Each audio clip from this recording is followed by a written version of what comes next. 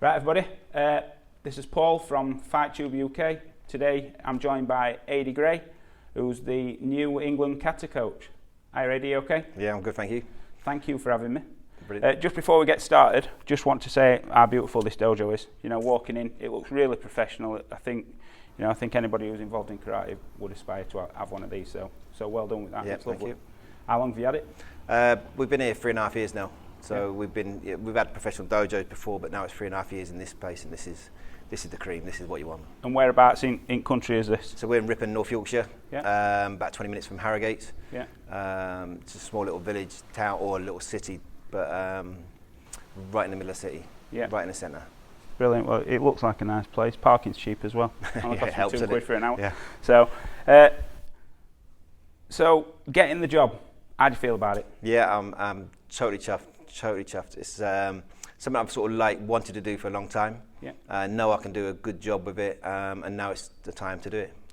And at this stage in your journey, in your career, why now? Why did you choose to apply now? I feel like I've got experience now. I mean, we need sort of senior instructors as such who have got a lot of experience in lots of different areas to bring it to the squad. But also, we've got a board now that is going to be 100% supportive, and I've been nothing impressed by the board. So working for a board that is worth, you're going to get the support from is definitely a big factor.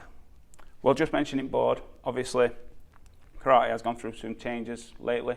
I mean, me personally, I think it's all positive so far with the changes that they've made. But what were it like in that interview process, sat with the board? Can you just tell us a bit about that? Yeah, there was 5 board members, and we had to give a sort of 15-minute presentation, which was pretty strict at the time. And then we sort of had a 45 minutes of answering questions, but it was quite intense, quite out of your comfort zone. Yeah. But put you under pressure, but it's good pressure that you expect everybody to be put under, whether they're athletes or whether they're coaches. So yeah. It was hard, but good. Good. Any bits in particular that you were worried about going into it?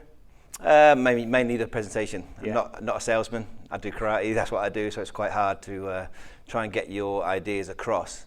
But I had quite a lot of input into it. So it's fantastic. And your appointment, obviously, there were probably a few people apply for jobs. What do you think that made you stand out from the other people who applied for it?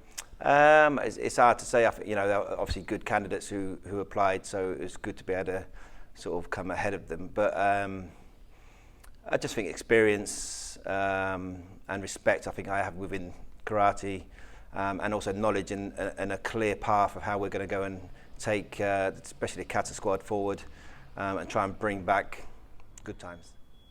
I believe you've just had your first squad session as head coach. Yep. How did that go? Yeah, it's really good, really sort of pleasantly surprised with the attitude of anybody who attended. There was they just worked hard, and they were like sponges. They wanted to take lots of information in, and I think they start believing that we can really go and take them forward. So it was really good. Good.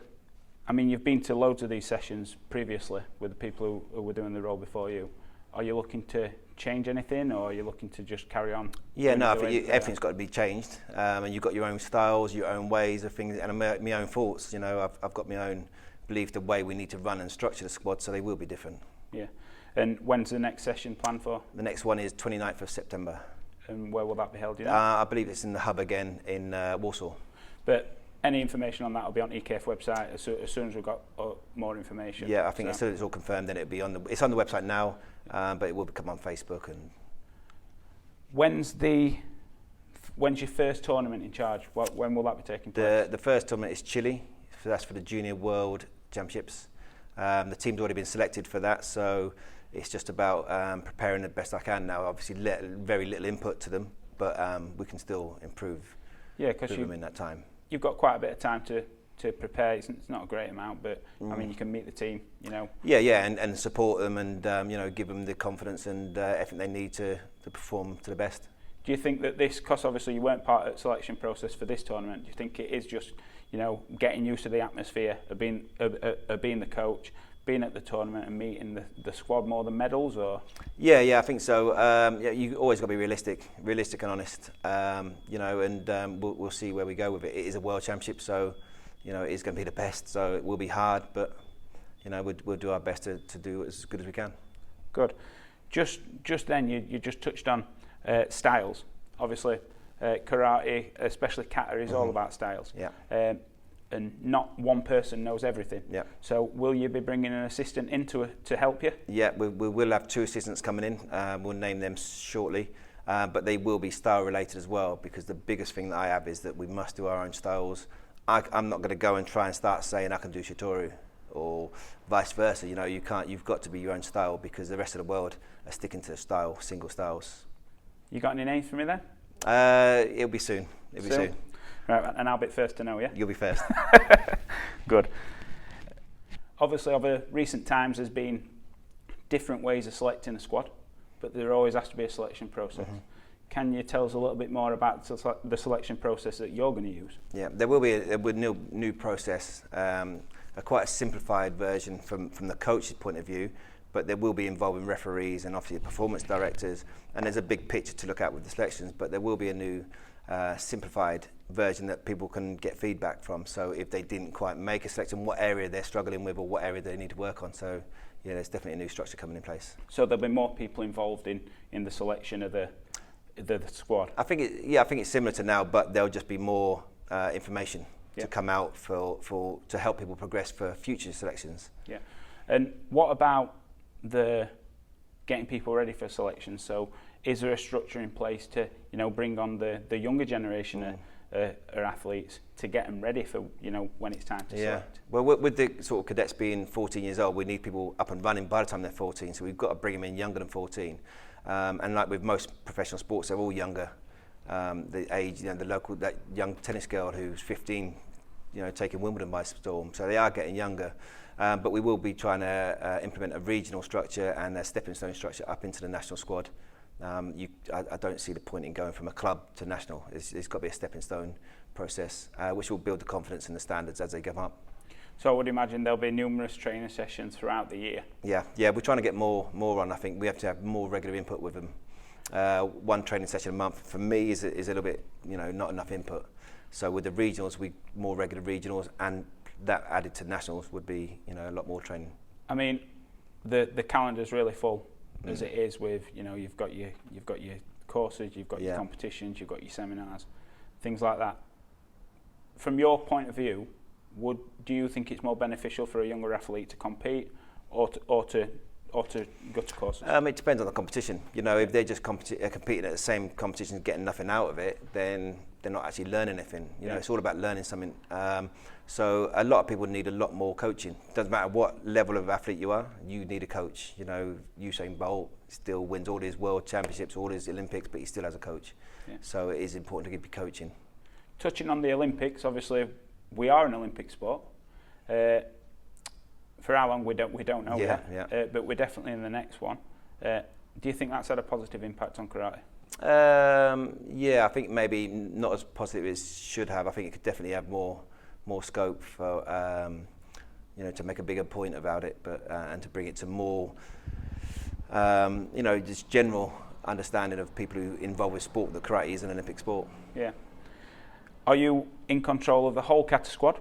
So we're talking cadets, seniors, juniors, and teams. Yeah, as I'm head coach, I'm responsible for all of those levels. But like we said, we will be building a team, because one person can't do this. So there is the most important thing to have a team of people I trust and are good enough at the job to bring a standard through in karate that is reflected from the national squad all the way down.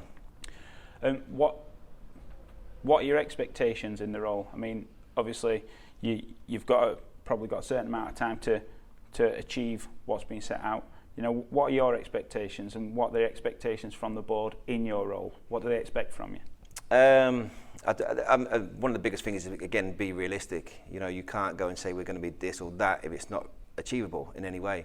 But we can definitely bring the standard up right across some bigger depth and become more competitive than what we are. And then if it all works out correctly, then we should be starting to get nearer the medals than what we are now. I mean, we've got the European Championships, we've got World Championships, you've got things like the World Games and things like that. But obviously there is a lot of tournaments out there in Europe. Will you be wanting athletes to get over there, and compete at the highest level? Well, I think it's just logic, isn't it? If you can't compete or you're not competitive, in international competitions such as K1s or youth leagues, then how are you going to be competitive at a European or world level event? Yeah. So it's just, it's got to work together. I just want to put this one to you, and this is just something I see from the outside looking in. Do you think that athletes not competing domestically and just competing abroad, do you think that could have a negative impact? Because we do need to bring the standard up from sort of lower levels and the grassroots levels. So if all of our top athletes, for example, are competing abroad and not in this country, then it drops the standard in this country, and then that's not healthy for development. Yeah. We need the good ones to be still competing in this country. Yeah, and I think it's kids want to see them, don't they? They're like idols. Yeah, that's what you want them to be like, don't you? Yeah. You know, I mean, with age of social media coming forward and that, these young athletes see these people, and they put them on a pedestal, and they want to inspire to be like them. They want to be like that, and I think it's important that we do see them here, because it can only mean good things. Yeah. Keeping the current squad, totally changing things, or seeing how it goes. What do you think? It's about talent. It's about talent and how hard they're prepared to work and dedicate themselves to it. So it's a clean slate for everybody. So, we just need to bring more depth in and make it more competitive in a national squad, and make it harder to achieve the badge and then harder to get selected. But it's open. Good. Well, thank you, Adi. Thanks for letting me come down and having a chat with you. Yeah, brilliant. Just from talking to you, I feel confident that obviously you're going to grab this opportunity with both hands, and it's going to be a positive for English karate. Hopefully, yeah. And good luck. Yep, brilliant. Thank you very much for your time. Thank you.